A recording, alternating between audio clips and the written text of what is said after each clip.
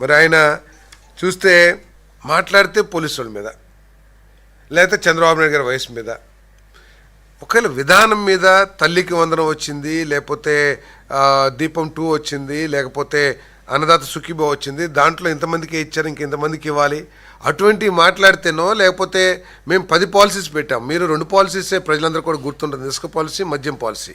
ఆ పాలసీలు కూడా ఏ విధంగా పనిచేసినాయో ప్రజలందరూ కూడా గుర్తించారు. కానీ మేము 10 పాలసీలు 10-15 పాలసీస్ తీసుకొచ్చి ఈ రాష్ట్రాన్ని పారిశ్రామికంగా సాఫ్ట్వేర్ రంగం కానివ్వండి, ఐటీ రంగం కానివ్వండి, డేటా సెంటర్స్ కానివ్వండి తీసుకురావడానికి ప్రయత్నం చేస్తున్నాం. అటువంటి పాలసీలు ఏమైనా లోపం ఉన్నా, లేదు అటువంటి పాలసీలు ఇంకా మెరుగైన సూచనలు చేసినా అటువంటి మాట్లాడే కానీ ఎంతసేపు ఈ శాపనార్థాలు మాట్లాడితే పోలీసు వాళ్ళ మీద. మన ఆంధ్రప్రదేశ్ యంత్రాంగానికి, అది పోలీస్ వ్యవస్థ కానివ్వండి, రెవెన్యూ వ్యవస్థ కానివ్వండి, భారతదేశంలోనే ఒక ప్రత్యేక స్థానం ఉన్న విషయం ఈ దేశంలో ప్రతి ఒక్కరు కూడా తెలుసు. అధికార ఐఏఎస్ ఆఫీసర్ కానీ, ఐపీఎస్ ఆఫీసర్ కానీ అందరూ కూడా ఆంధ్రప్రదేశ్ రావడానికి చాలా ఉత్సాహం చూపిస్తారు. ఏదైతే సెలెక్ట్ చేసుకుంటారో, ఏ స్టేట్లోకి వెళ్ళాలని సెలెక్ట్ చేసుకుంటారో ఆంధ్రప్రదేశ్కి వెళ్ళాలని సెలెక్ట్ చేసుకుంటారు.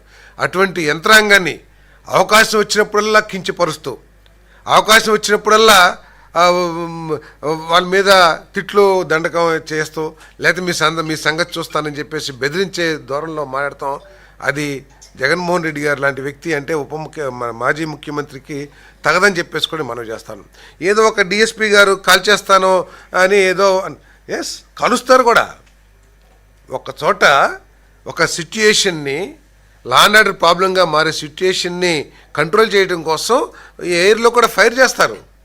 కాలుస్తానే అంటే ఏంటి, కాల్చి కూడా చూపిస్తారు. ఎందుకంటే అక్కడ ప్రజల్లో ఎవరైతే దౌర్జన్యం చేయాలని చెప్పేసి మీరు ఏదైతే ఇన్ని సంవత్సరాలు చేశారో దాని గురించి అక్కడ పోలీసులందరికీ అవగాహన ఉంది కాబట్టి, మీ పరిస్థితి వారికి తెలుసు కాబట్టి బెదిరించారు. ఎస్ బెదిరించినా మీదకి